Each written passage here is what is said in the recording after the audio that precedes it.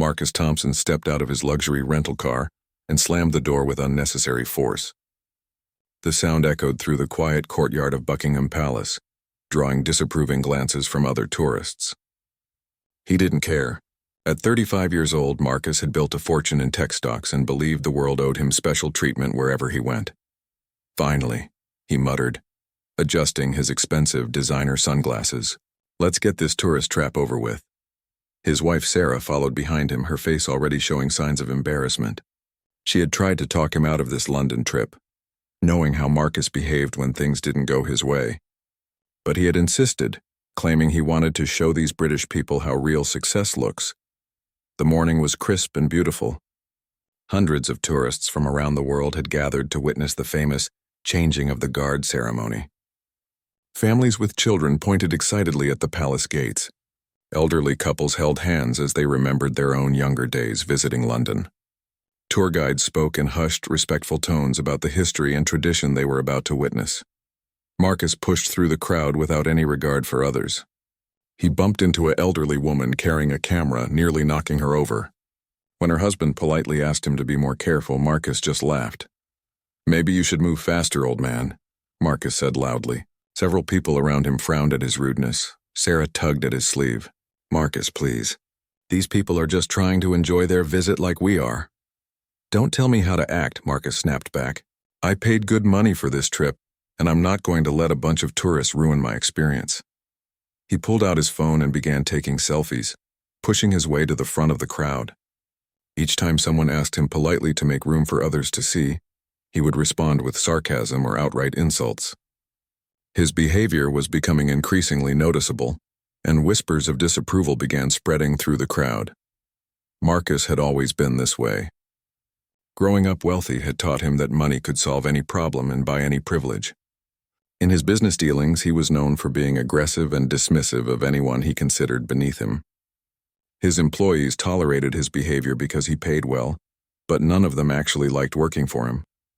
As the crowd grew larger, Marcus became more frustrated. He wasn't used to waiting or being treated like everyone else.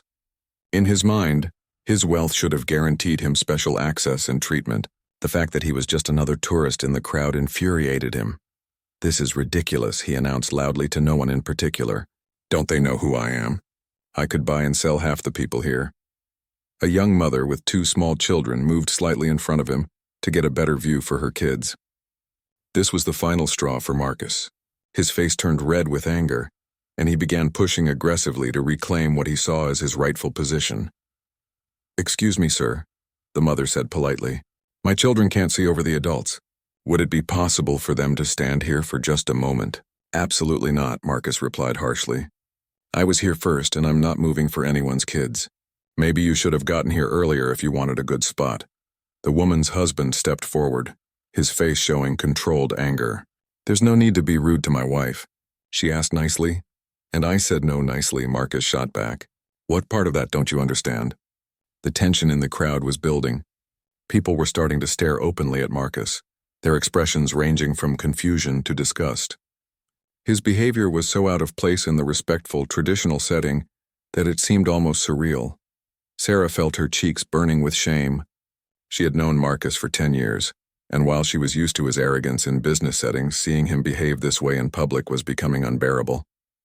She began to wonder why she had married someone who treated other people so poorly. "Marcus, please," she whispered urgently. "People are watching. You're making a scene." "Good," Marcus replied loudly. "Maybe now someone will realize I deserve better treatment than this. Do you know how much money I spend when I travel? These people should be grateful for my business." An older British gentleman nearby shook his head sadly. "Young man, this is a place of tradition and respect. Perhaps you might consider showing some courtesy to your fellow visitors." Marcus turned on him immediately. "Mind your own business, Grandpa. I don't need lessons in manners from someone wearing a jacket older than my car." The crowd was now openly staring at Marcus with disapproval. Parents were pulling their children closer, not wanting them to witness such disrespectful behavior. The atmosphere that had been filled with excitement and anticipation was now tense and uncomfortable. Marcus seemed to feed off the negative attention. In his twisted thinking, any attention was proof of his importance. He began speaking even louder, making comments about British people, the royal family, and anyone else who came to mind.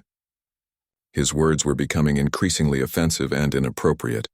The irony was completely lost on him. He was standing outside one of the most important symbols of British tradition and dignity, preparing to witness a ceremony that had remained unchanged for centuries, yet he was behaving in a way that showed complete disrespect for everything the place represented. As the time for the ceremony approached, the crowd began to quiet down in anticipation. This was the moment many of them had traveled thousands of miles to see. For some, it was a once-in-a-lifetime experience.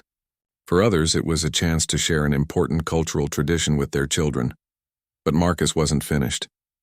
He pulled out a large coffee cup he had purchased from a nearby vendor and began drinking it loudly, making exaggerated slurping sounds that carried across the quiet courtyard.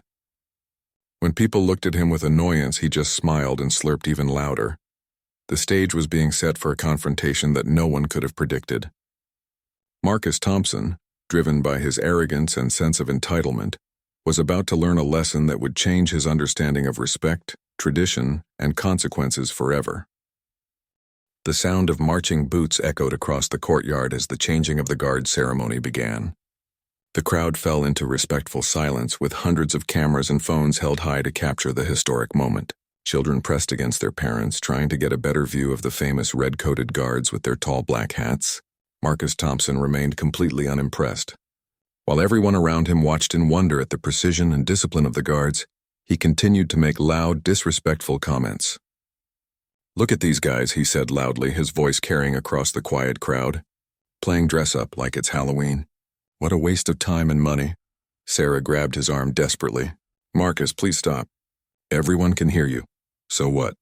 Marcus replied, taking another loud slurp of his coffee. "I'm entitled to my opinion. These people are acting like this is something special, but it's just a bunch of guys in funny costumes marching around." The guards moved with perfect synchronization, their movements sharp and precise. Each step was calculated, each turn executed with military precision. This was a tradition that dated back centuries, representing honor, duty, and service to the crown. For the guards themselves, it was one of the highest honors in their military careers. But Marcus saw none of this significance. To him, it was just another tourist attraction that was taking too long and failing to impress him. He began checking his phone loudly, making calls to his business associates back home, speaking at full volume about stock prices and business deals. "Yeah, I'm stuck at this boring guard thing in London," he said into his phone. "Complete waste of time. These British people get excited about the strangest things." The people around him were becoming increasingly uncomfortable. What should have been a moment of shared cultural appreciation was being ruined by one person's complete lack of respect. Parents covered their children's ears as Marcus's language became more colorful and inappropriate. One of the royal guards marched closer to the crowd as part of the ceremony. This particular guard was Sergeant James Mitchell, a decorated soldier who had served 3 tours of duty in Afghanistan before earning his position at Buckingham Palace. For him, this role was the pinnacle of his military career, representing everything he believed in about service, duty, and honor. Sergeant Mitchell stood perfectly still, his face showing no emotion as required by his training and tradition. He was positioned just 10 feet away from where Marcus stood, close enough to hear every disrespectful comment being made. Marcus noticed the guard's proximity and saw it as an opportunity for entertainment. He began making jokes about the guard's appearance, his stillness, and his uniform. Other tourists looked on in horror as Marcus's behavior escalated. "Hey Sarah, look at this guy," Marcus said loudly, pointing directly at Sergeant Mitchell. "He's like a statue. Do you think he's even real? Or is this some kind of wax figure display?" The guard remained perfectly motionless as his training demanded. But Marcus interpreted this professional discipline as weakness or inability to respond. "I bet I could make him move," Marcus announced to the crowd around him. "These guys aren't allowed to react, right? So I could do whatever I want, and he'd just have to stand there and take it." Several tourists began moving away from Marcus, not wanting to be associated with his behavior. Others started taking pictures and videos, sensing that something significant was about to happen. The atmosphere had shifted from celebration to tension. Marcus pulled out his phone and began taking selfies with the guard in the background, making inappropriate gestures and faces. Each photo was more disrespectful than the last. He even called his business partner back home to video chat, holding the phone up to show the guard. "Check this out, Dave," Marcus said into his phone. "I'm at this British palace thing, and there's this guy in a funny hat who has to stand perfectly still no matter what I do to him. It's like having a human mannequin." Sergeant Mitchell's jaw tightened almost imperceptibly. Years of military training allowed him to maintain his composure, but inside his anger was building. He had served his country with honor, had risked his life to protect the freedoms that allowed tourists like Marcus to visit safely, and now he was being mocked and disrespected by someone who clearly had no understanding of service or sacrifice. The ceremony continued around them, but the focus of many spectators had shifted to the brewing confrontation between the arrogant tourist and the stoic guard. Some people began recording on their phones, sensing that this moment would become something memorable, though not in the way Marcus intended. Marcus decided to escalate his behavior even further. He began making loud observations about the guard's appearance, his uniform, and even started speculating about his personal life in crude and inappropriate terms. Each comment was designed to provoke a reaction, to prove his theory that he could say or do anything without consequences. "I bet this guy makes minimum wage to stand here and let people like me walk all over him," Marcus announced. "What kind of man chooses a job where he has to dress up like a toy soldier and can't even defend himself when someone insults him?" The crowd around them had gone completely silent. Even children seemed to sense that something was very wrong with the situation. Sarah looked like she wanted to disappear into the ground, her face red with embarrassment and shame. Marcus's coffee was almost finished, but he continued to slurp loudly from the nearly empty cup, making the most annoying sounds possible. He was completely oblivious to the fact that his behavior was being recorded by dozens of people, and that his actions were about to have consequences far beyond anything he could imagine. The morning sun caught the brass buttons on Sergeant Mitchell's uniform as he stood at perfect attention. His eyes remained fixed straight ahead, but his peripheral vision caught every movement Marcus made. The guard's training had prepared him for many situations, but dealing with such blatant disrespect during a sacred ceremony was testing the limits of his professional discipline. Marcus finished his coffee with one final exaggerated slurp that echoed across the courtyard. He looked at the empty cup, then at the guard standing motionless beside him, and a cruel smile spread across his face. In his arrogance and complete lack of awareness, he was about to make a decision that would change everything. The stage was set for a moment that would be remembered and shared around the world, though not for the reasons Marcus expected. Marcus Thompson stared at his empty coffee cup, then looked at Sergeant Mitchell standing perfectly still in his ceremonial position. A twisted idea began forming in his mind, one that would prove to be the biggest mistake of his life. "You know what would be really funny?" Marcus said loudly to Sarah, making sure his voice carried to the surrounding crowd. "I bet even if I threw this cup at him, he wouldn't be allowed to do anything about it. These guys are like living statues." Sarah's eyes widened in horror. "Marcus, no. Don't even think about it. That's completely inappropriate and probably illegal." "Illegal?" Marcus laughed harshly. "I'm a tourist spending money in this country. What are they going to do, arrest me for littering? Besides, look at him. He's not even a real soldier. He's just a guy in a costume for the tourists." The conversation was loud enough for everyone nearby to hear. Several tourists began backing away, sensing that something terrible was about to happen.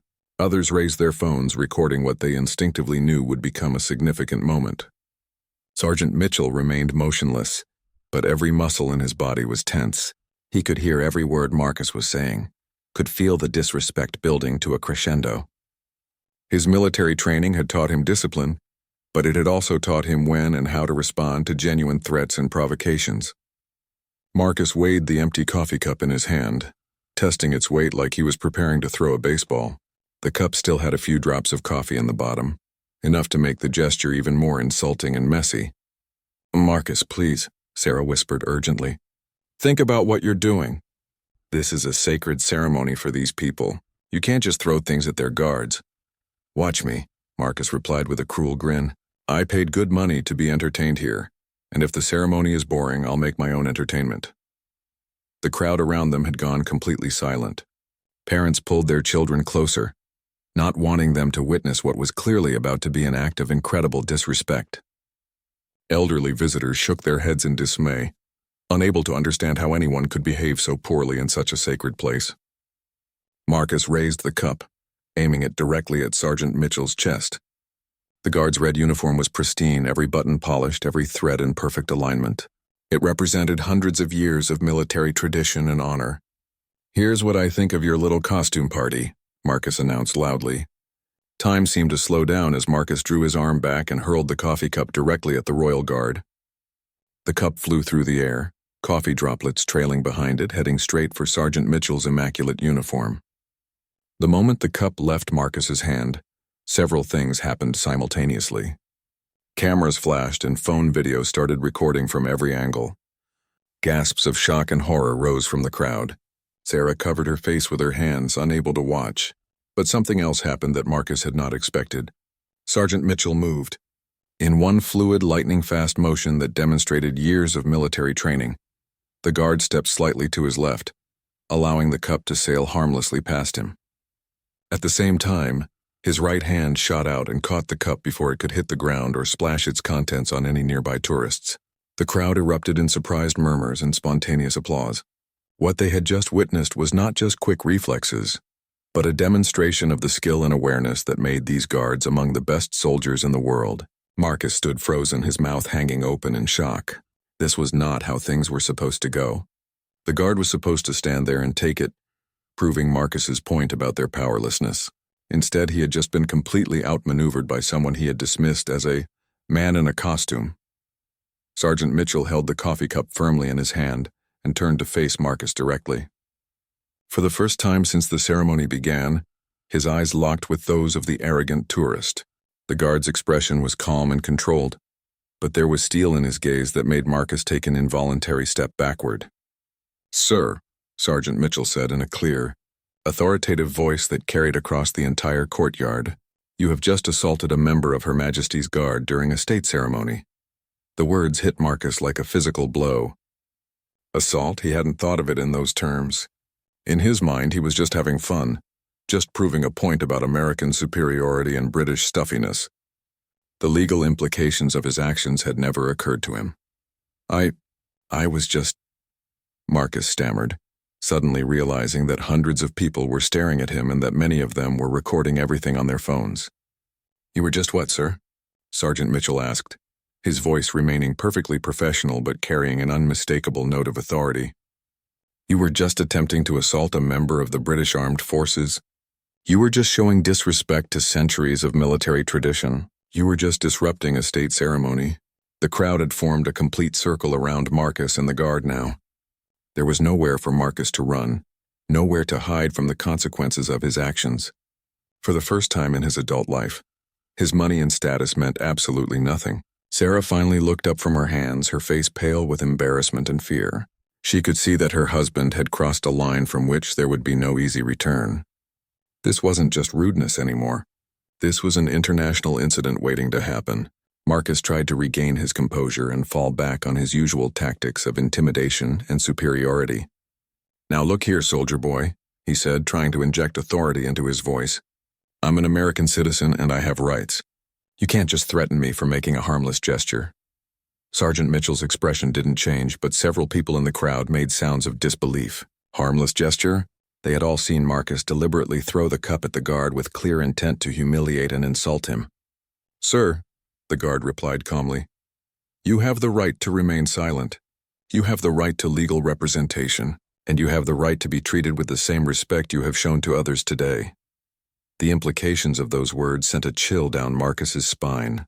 This was not going according to any script he had imagined. The guard was not backing down, the crowd was not supporting him, and his wife was looking at him like she had never seen him before. Marcus Thompson was about to learn that there are some lines that should never be crossed, and some consequences that money cannot avoid. The tension in the courtyard was thick enough to cut with a knife. Marcus Thompson found himself surrounded by hundreds of disapproving faces, all focused on him with a mixture of disgust and disbelief. The reality of his situation was beginning to sink in, but his arrogance was still fighting against accepting responsibility for his actions. "This is ridiculous," Marcus said, his voice rising with desperation. "I'm being treated like a criminal for throwing an empty cup. Where I come from, this would be considered a minor incident at worst. Sergeant Mitchell maintained his calm, professional demeanor while keeping his eyes locked on Marcus. Sir, where you come from is irrelevant. You are currently on British soil during a British state ceremony, and you have committed an assault against a representative of the British Crown. Those words carried weight that Marcus was only beginning to understand. This wasn't just about throwing a cup at someone. In the context of where they were and what was happening, his actions carried far more serious implications than he had ever imagined. Sarah stepped forward, her voice shaking with embarrassment. Officer, I'm so sorry for my husband's behavior. He's not usually like this. Even as she said the words, she realized they weren't true. Marcus was exactly like this, but she had never seen him display his arrogance in such a public, inappropriate setting. Ma'am, with respect, your husband is a grown man responsible for his own actions, Sergeant Mitchell replied politely but firmly. His behavior today speaks for itself. The crowd around them had grown larger as word of the incident spread. Other tourists who had been elsewhere in the area were drawn by the commotion. Many were recording everything on their phones, and Marcus could see his situation becoming an international embarrassment, played out in real time on social media. Marcus tried a different approach, falling back on what had always worked for him in the past, his wealth and status. Look, I think we're making too big a deal of this. I'm a successful businessman from America. I have significant resources at my disposal. Perhaps we can resolve this matter quietly and professionally. The suggestion of a bribe hung in the air like a bad smell. Several people in the crowd made audible sounds of disgust. Marcus had just compounded his original offense by suggesting that British law enforcement could be bought. Sergeant Mitchell's expression hardened slightly. Sir, are you attempting to bribe a member of Her Majesty's Armed Forces? Marcus realized he had made another serious mistake, but his panic was driving him to make increasingly poor decisions. No, that's not what I meant. I just meant that I'm willing to make a charitable donation to whatever organization you think would be appropriate, as a gesture of goodwill. The only appropriate gesture at this point, sir, would be your full cooperation with the legal process that will now follow. At that moment, several Metropolitan Police officers appeared at the edge of the crowd. Someone had called the authorities, and they had arrived with remarkable speed. Marcus felt his stomach drop as he realized this situation was escalating far beyond his control. The lead police officer, Inspector Davies, approached the scene with professional calm. He took in the situation quickly, noting the positions of everyone involved, the angry crowd, and the military bearing of Sergeant Mitchell. Sergeant Mitchell, Inspector Davies said with clear respect, what seems to be the situation here? Inspector, this individual deliberately threw a coffee cup at me during the changing of the guard ceremony. The act was witnessed by hundreds of people and was clearly intended as an assault and an act of disrespect toward the ceremony and the institution I represent. Inspector Davies turned to Marcus, his expression neutral but his eyes sharp and assessing. Sir, is this account accurate? Marcus felt trapped. Hundreds of witnesses and multiple video recordings made denial impossible. But admitting the truth felt like signing his own confession. It was just a harmless prank, he said weakly. I didn't mean any real harm. A prank? Inspector Davies repeated, his tone suggesting he found the explanation inadequate. You consider assaulting a member of the Royal Guard during a state ceremony to be a prank? I'm an American citizen, Marcus said, playing what he thought was his strongest card. I have rights under international law. I demand to speak to someone from the American Embassy. You absolutely have that right, sir, and that call will be arranged for you. However, your citizenship does not exempt you from British law while you are on British soil. You will be treated fairly and according to proper legal procedures, but you will be held accountable for your actions. The police officers moved into position around Marcus with practiced efficiency. This was clearly not their first experience with difficult tourists, though the circumstances were more serious than most. Marcus looked around desperately, hoping to find some sympathetic face in the crowd, some ally who might support his version of events. Instead, he saw nothing but disapproval and disgust. Even the other American tourists in the crowd were shaking their heads and distancing themselves from him. One elderly British gentleman spoke up from the crowd. Officer, I saw the whole thing. That man was being disrespectful and rude for the entire ceremony. He was making inappropriate comments about the guards and the royal family. The cup throwing was just the final insult. Several other witnesses nodded in agreement and began volunteering their own accounts of Marcus's behavior. Each testimony painted a picture of escalating disrespect and deliberate provocation. Sarah stood helplessly beside her husband, watching as the full weight of British law and public opinion turned against him. She realized that this moment would define not just the rest of their trip, but possibly the rest of their lives. Videos of the incident were already spreading on social media, and Marcus's name and face would soon be known around the world for all the wrong reasons. Marcus Thompson, Inspector Davies said formally, "You are under arrest for assault, disturbing the peace, and disrupting a state ceremony. You have the right to remain silent, but anything you do say may be given in evidence." As the handcuffs clicked into place around Marcus's wrists, the full reality of his situation finally hit him. His wealth, his status, his American citizenship, none of it mattered now. He had crossed a line that could not be uncrossed, and he was about to face consequences that no amount of money could simply make disappear. The crowd watched in satisfaction as justice began to take its course. For many of them, this moment represented something larger than just one tourist's bad behavior. It was about respect, tradition, and the idea that no one, regardless of their wealth or nationality, was above basic human decency. The police van pulled away from Buckingham Palace with Marcus Thompson in the back, leaving behind a crowd of tourists who were still buzzing with excitement and disbelief about what they had just witnessed. Sarah stood alone on the sidewalk, watching the vehicle disappear into London traffic, her mind reeling from the rapid turn of events. At the police station, Marcus was processed with the same efficiency and professionalism that characterized British law enforcement. His expensive clothes and designer accessories were catalogued and stored, replaced with standard detention clothing that made him indistinguishable from any other person who had run afoul of the law. "I want to call the American Embassy immediately," Marcus demanded as he was led to a holding cell. "This is a diplomatic incident. I'm being persecuted for exercising my rights as an American citizen." Constable Williams, who was handling the booking process, looked at Marcus with the weary expression of someone who had dealt with many entitled individuals over the years. "Sir, you will be allowed to make your phone calls according to standard procedure. However, I should inform you that assaulting a member of the Royal Guard is considered a serious offense in this country, regardless of your nationality." Marcus was left alone in the holding cell to contemplate his situation. For the first time in years, he had no immediate access to his phone, his money, or his influence. The cell was clean but basic, with bare walls and a simple bench. It was a far cry from the luxury hotel suite he had been staying in just hours earlier. Meanwhile, news of the incident was spreading rapidly across social media.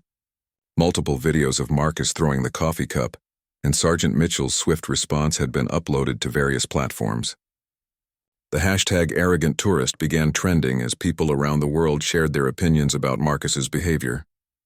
The video showed everything clearly: Marcus's disrespectful comments throughout the ceremony, his deliberate provocation of the guard, and the moment he threw the cup. There was no ambiguity about what had happened, and public opinion was overwhelmingly against him. Back at the hotel, Sarah sat alone in their room, staring at her phone as notification after notification popped up. Friends and family from back home were sending her links to news articles and social media posts about the incident. Her husband's face was now recognizable to millions of people around the world, but for all the wrong reasons. The American Embassy was contacted as promised, but their response was not what Marcus had hoped for. The consular officer who spoke with him was professional, but firm in explaining the limitations of what they could do. "Mr. Thompson," the consular officer explained during a phone call, "while we will ensure you receive fair treatment under British law, we cannot and will not interfere with the legal process. You are accused of committing a crime on British soil, and you will need to face the consequences through the British legal system." "But I'm an American citizen," Marcus protested. "Doesn't that mean something?" "It means you have certain rights that we will help ensure are protected," the officer replied patiently. "But it does not mean you are immune from prosecution for alleged criminal acts committed in foreign countries. The British legal system is fair and respected internationally. You will receive proper representation and due process." Marcus hung up the phone feeling more isolated than ever before. His entire adult life had been built on the belief that his money and status could solve any problem. Now he was discovering that there were situations where those advantages meant nothing. The next morning brought a new wave of media attention. The incident had been picked up by international news outlets, and Marcus's name was appearing in headlines around the world. American tourist arrested for assaulting royal guard, and arrogant American creates international incident at Buckingham Palace were typical of the coverage. News reporters had quickly discovered Marcus's identity and background. His business dealings, his reputation for aggressive behavior, and his history of treating employees poorly all became part of the story. Former employees began speaking to journalists, sharing their own experiences of Marcus's arrogance and disrespect. The business world, where Marcus had once wielded considerable influence, began to distance itself from him. Companies that had partnerships with his firm started making discreet inquiries about ending their relationships. Stock prices for his company began to decline as investors worried about the reputational damage. Sarah met with a British solicitor to understand the legal process and what options were available. The lawyer, Margaret Thornton, was experienced in handling cases involving international visitors and spoke frankly about the situation. "Mrs. Thompson, I must be honest with you," she said in her office overlooking the Thames. "The evidence against your husband is overwhelming. There are hundreds of witnesses and multiple video recordings of the incident. The assault charge is quite clear, and the additional charges related to disturbing a state ceremony make this a more serious matter than a simple altercation." "What kind of punishment is he looking at?" Sarah asked, her voice barely above a whisper. "That will depend on several factors, including whether he shows genuine remorse for his actions and whether he pleads guilty or forces the matter to trial. A guilty plea and demonstration of sincere regret could result in a fine and community service. Continuing to claim innocence or showing no remorse could lead to jail time." Sarah felt her world crumbling around her. The man she had married was revealing himself to be someone she barely recognized.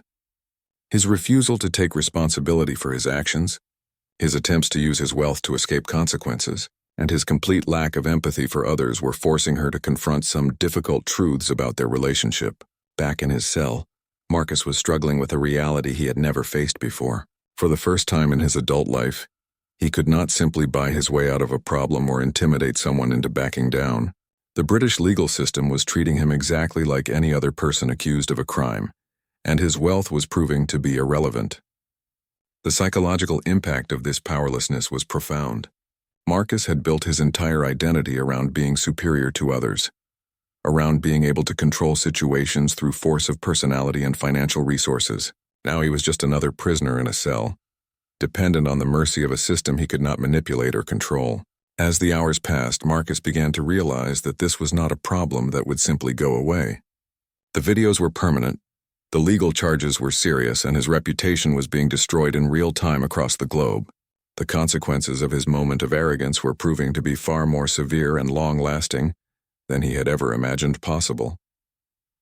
3 days after his arrest, Marcus Thompson sat across from his British solicitor in a small consultation room at the detention center. Margaret Thornton spread several documents across the table, her expression serious but professional. "Mr. Thompson, I've reviewed all the evidence against you, and I must tell you that your situation is quite serious," she began. "The Crown Prosecution Service has decided to proceed with 3 charges: assault, disturbing the peace, and showing disrespect during a state ceremony." Marcus shifted uncomfortably in his chair. The orange detention uniform was a constant reminder of how far he had fallen from his usual position of power and influence. "What does that mean in terms of potential penalties? If you're convicted on all charges, you could face up to 18 months in prison, substantial fines, and permanent deportation from the United Kingdom. However, there is an alternative path we should discuss." Marcus leaned forward, hoping to hear about a way out that didn't involve admitting wrongdoing. "What kind of alternative?" "The prosecution has indicated they would be willing to accept a guilty plea in exchange for a reduced sentence. This would likely involve community service, a substantial fine, and a formal apology. It would also mean admitting responsibility for your actions." "Absolutely not," Marcus said immediately. "I'm not admitting guilt for what was essentially a misunderstanding. I refuse to let these people railroad me into confessing to something I didn't intend to do." Margaret Thornton had expected this response. In her 20 years of practice, she had seen many defendants struggle with accepting responsibility for their actions, especially those who were accustomed to positions of power and privilege. "Mr. Thompson, I must advise you that the evidence against you is overwhelming. Hundreds of witnesses saw what happened, and there are multiple video recordings from different angles. Fighting these charges in court would be extremely difficult and expensive, with very little chance of success. I don't care about the cost, Marcus replied stubbornly.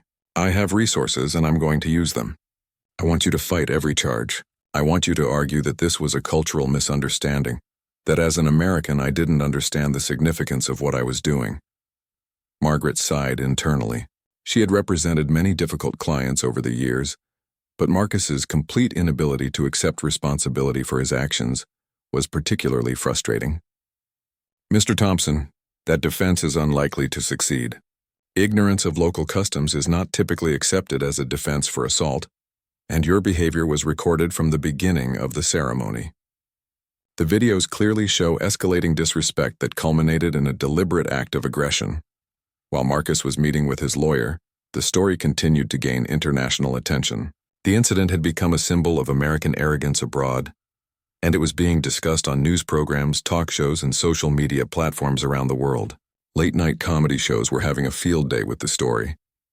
Comedians were creating sketches about entitled tourists and making jokes about Marcus's complete misreading of the situation. His image was becoming a meme, representing everything people found objectionable about wealthy, arrogant Americans traveling abroad. Back home in the United States, the reaction was mixed but largely negative. Many Americans were embarrassed by Marcus's behavior and felt he was reinforcing negative stereotypes about their country. Editorial writers used the incident to discuss broader issues of privilege, entitlement, and the importance of cultural respect when traveling. Marcus's business empire was beginning to crumble. Major clients were canceling contracts, citing concerns about being associated with his negative public image. His company's stock price had dropped by 40% since the incident, wiping out millions of dollars in value. Sarah, meanwhile, was dealing with her own crisis. The media attention had thrust her into an unwanted spotlight, and reporters were constantly trying to get her comments about her husband's behavior. She had to hire her own public relations firm to help manage the situation. More troubling for Sarah was the realization that her husband's behavior at Buckingham Palace was not an isolated incident. As she reflected on their 10-year marriage, she began to recognize a pattern of arrogance, disrespect, and entitlement that she had previously overlooked or rationalized. Friends and family members were reaching out to share their own experiences with Marcus's behavior. Stories emerged of him being rude to restaurant servers, dismissive of hotel staff, and condescending to anyone he perceived as being beneath his social status. Sarah realized that she had been living with someone whose values were fundamentally different from her own. In the detention center, Marcus was struggling with the complete loss of control over his situation. He was accustomed to being able to solve problems through aggressive negotiation, financial pressure, or simple intimidation. None of these tools were available to him in his current circumstances. His cellmate was a local man named David, who had been arrested for public intoxication. Unlike Marcus, David was friendly and talkative, seemingly unbothered by his temporary incarceration. "First time in lockup?" David asked during their first evening together.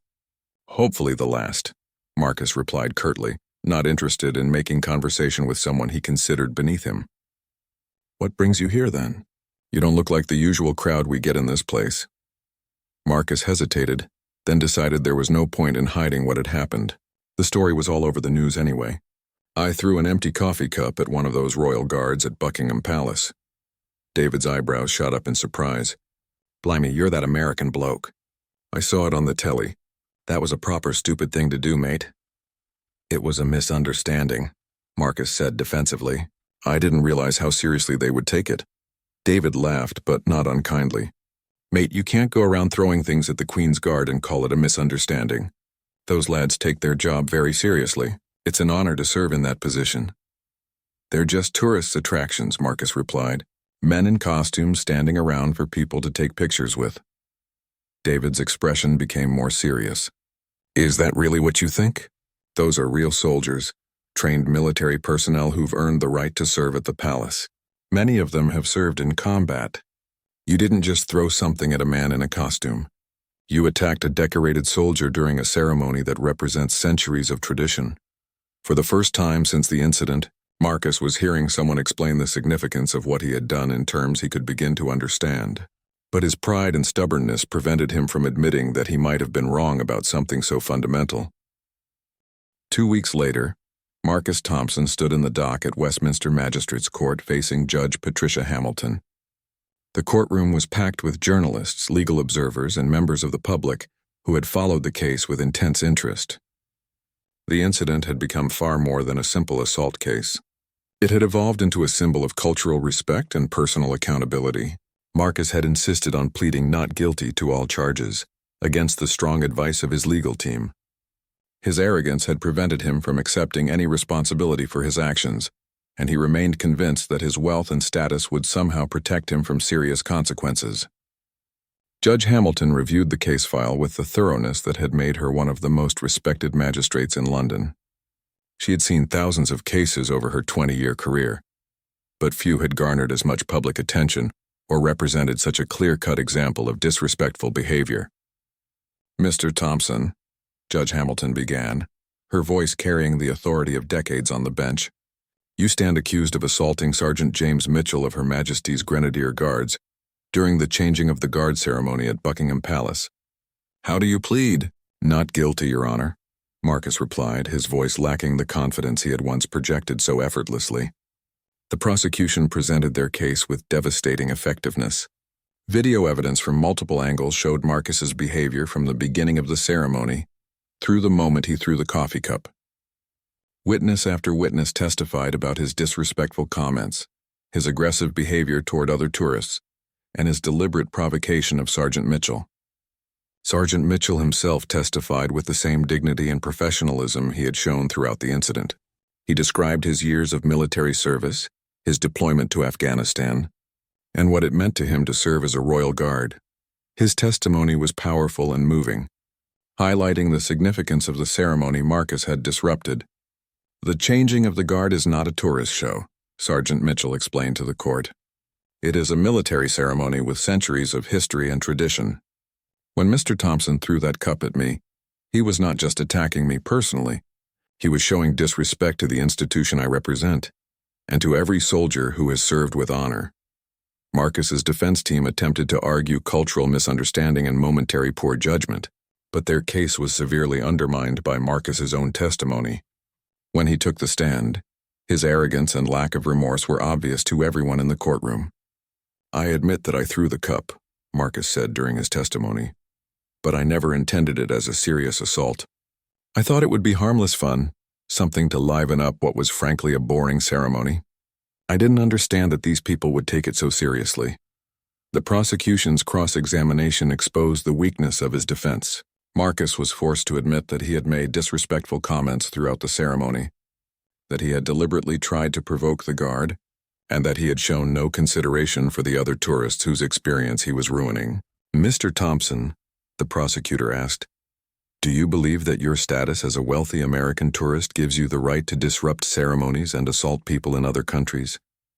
"I don't think of it as assault," Marcus replied, inadvertently making the prosecution's case stronger. "I think of it as cultural differences." Judge Hamilton's expression made it clear that this line of reasoning was not persuasive. The evidence was overwhelming, and Marcus's attitude in court only reinforced the severity of his original behavior. In the gallery, Sarah sat with tears in her eyes as she watched her husband destroy himself with his own words. She had finally accepted that the man she had married was not who she thought he was. His complete inability to show remorse or understanding was the final confirmation that their marriage was over. The verdict was swift and unanimous. Marcus was found guilty on all charges. Judge Hamilton's sentencing remarks were delivered with the gravity the case deserved. "Mr. Thompson," she said, looking directly at him, "your behavior on that day was inexcusable. You showed complete disrespect for British culture, military tradition, and basic human decency. Your actions were witnessed by hundreds of people, including children, and were broadcast around the world, bringing shame not only to yourself but to your country. The court notes that you have shown no genuine remorse for your actions and have attempted to minimize their significance throughout these proceedings. This demonstrates a fundamental lack of character and respect for others that cannot be overlooked. You are sentenced to 8 months in prison A fine of £50,000, and upon completion of your sentence, you will be permanently banned from entering the United Kingdom. Additionally, you will perform 200 hours of community service working with veterans organizations so that you might learn something about the meaning of service and sacrifice. Marcus felt his legs give way as the sentence was read. 8 months in prison, a massive fine, and permanent banishment from the UK. The consequences were far beyond anything he had imagined when he threw that coffee cup in a moment of arrogant fury. As he was led away in handcuffs, Marcus finally understood that his actions had changed his life forever. His business empire was in ruins, his marriage was over, and his reputation was destroyed. The viral videos of his behavior would follow him for the rest of his life, a permanent reminder of the moment his arrogance finally met its match. Sergeant Mitchell watched from the gallery as justice was served. For him, the outcome represented something larger than personal vindication. It showed that respect, honor, and tradition still mattered, and that no amount of money or status could excuse fundamental disrespect for others. Outside the courthouse, Sarah spoke briefly to reporters. "I am deeply ashamed of my husband's behavior and grateful for the fairness of the British legal system," she said. "I hope this case serves as a reminder that respect and common decency are expected of all visitors to any country, regardless of their background or wealth." The story of Marcus Thompson became a cautionary tale told around the world. Business schools used it as a case study in how arrogance and entitlement can destroy careers and lives. Travel guides warned tourists about the importance of respecting local customs and traditions. Most importantly, it became a reminder that in a world where respect and dignity sometimes seem in short supply, there are still consequences for those who choose to act without consideration for others. Marcus Thompson had learned the hardest lesson of his life, that true power comes not from wealth or status, but from treating others with respect and recognizing that we are all equal in our fundamental humanity.